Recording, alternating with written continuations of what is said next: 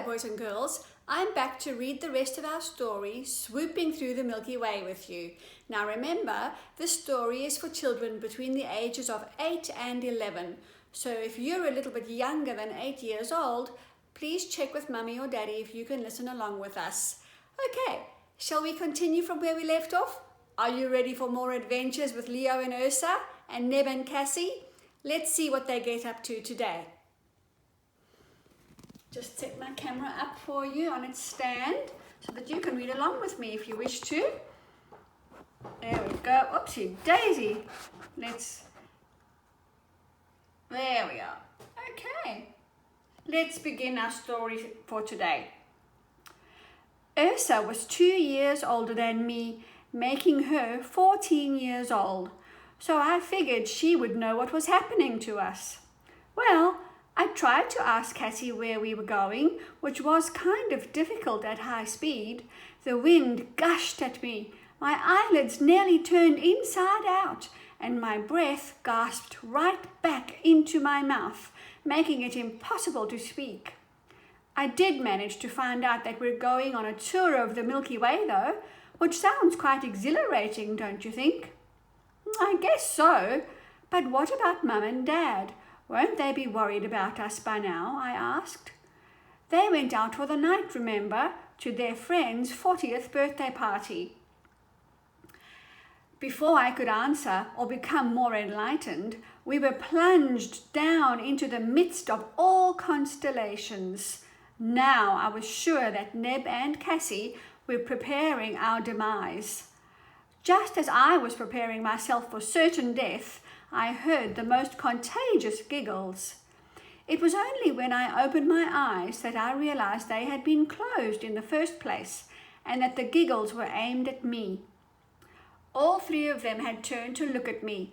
I just couldn't understand how Ursa could be having such a good time, while I was totally petrified. It seemed like she had been friends with Cassi all her life. They already had such a close and happy friendship going. Unless, maybe, Ursa was also terrified and was clinging to Cassi for some weird kind of moral support. I must find a way to speak privately with her, I decided. We sat facing each other, but our line of vision was broken by intermittent flashes of gold bars, or so it appeared. In fact, it was an entire row of shooting stars, starting beyond where the eye could see. It was coming from the right in a straight line between the four of us and ended on the left in a spiral that continued to get bigger and bigger as it collected the stars that just never stopped coming. This galaxy must be the most spectacular fireworks display that ever existed. As I watched, completely stunned, I noticed the chill in the air for the first time, and something else too. There was a distant sound, or was it a vibration, catching in my ears? Neb and Cassi exchanged nervous glances, their vertical eyes blinking in rapid succession. Of course, it could have been the cause of the shooting stars flying past us, but I didn't think so. There was something apprehensive about their shared glance. Acutely observant, I followed Neb's gaze, and to my complete shock and horror, I saw what it was they were anxious about. Up above us was a swirling, sinister mass of cloud. It gurgled its thunderous vibration out to us, threatening to engulf us, warning us to steer clear. Well, it needn't have worried about us getting close. None of us wanted to go near it anyway. The trouble was, though, even though we didn't want to get closer to it, and even though it wasn't actually inviting us near, we felt compelled by a physical force to move towards it. Like an unrelenting magnet attracting a solid lump of metal, we had no power to resist. It was sucking us into its evil-smelling swirl of smoke, and that was where I got that chilling feeling from, I realized, as I shivered. This was the third time I had given up all hope of survival this evening, and it was as many times that Neb had come to my rescue. He and Cassie managed to muster up the will to bend their antenna glasses over their eyes, immediately breaking the spell which had bound them to the swirling cloud. They sped off at top speed to the next part of our tour. I figured they must be human-friendly after all, otherwise why would they keep saving our lives? For the first time that evening, I started to relax. We were slowing down now to a comfortable speed. Although I was feeling a little more secure by now, I still wanted to check on Ursa, so I called out quietly so as not to attract Neb and Cassie's attention. She heard me and turned her head towards me. "Aren't you scared at all?" I whispered. I figured I may as well get straight to the point as we didn't have any time to lose. She shook her head, grinning widely.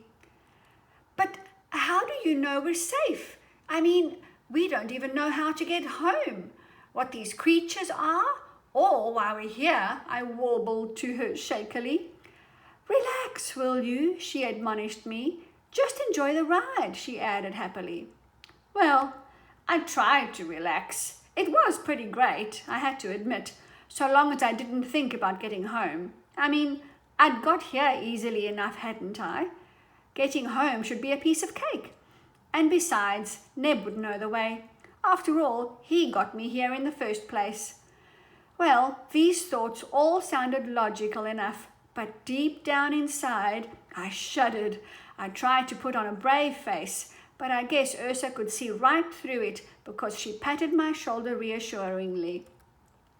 I gave her a wan smile, which was the best I could do for the moment. Right now, coming from all directions, were tiny hopping coloured lights. They looked just like Christmas lights, only they weren't flashing on and off, but hopping in little arch formations. I learned later that they were shot off a star, aptly called the rainbow, and once they have left the star for longer than 10 seconds, they lose their glow, which is the case with all shooting stars up in the galaxy. Then you can no longer see them.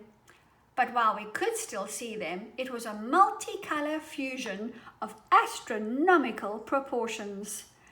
There were lights coming from every corner of the universe, and just as I thought they were going to bounce right into me, they'd daintily hop right over my head, with the next one right behind it. The colours were amazing. There was cerise, indigo, violet, magenta, lime, peach, turquoise. The list was endless. It was stunning and surreal, all in one thought. I pinched myself to make sure it was real. "Ow!" I blurted, and everyone gasped and looked at me. I laughed then, feeling just a little foolish. "Just checking I'm really here," I mumbled, knowing that I sounded really feeble. While I had everyone's attention, I decided to ask just exactly how we were going to get home and when. Ursa had already told me that she wasn't concerned about it, so I directed my questions to Neb. "Well," he answered slowly, "exactly sure, me not yet. Neb and Cassie to introduce Leo and Ursa to family want. We is in Milky Way live, away a little just." "How long will it take to get there?" I stammered. "Oh, me think maybe this many light years just," he indicated with all the fingers on his hand, which was a total of 3. I was flabbergasted and speechless. While I was still trying to stop my brain from spinning right out of my head, he added, "You is already this many light year here," he showed with one of his knobbly fingers. "When you're not on Earth is, light years very in galaxy fast." Okay, boys and girls, it's time for me to stop reading this section today. We'll continue tomorrow with more adventures. I'll see you then. Bye for now.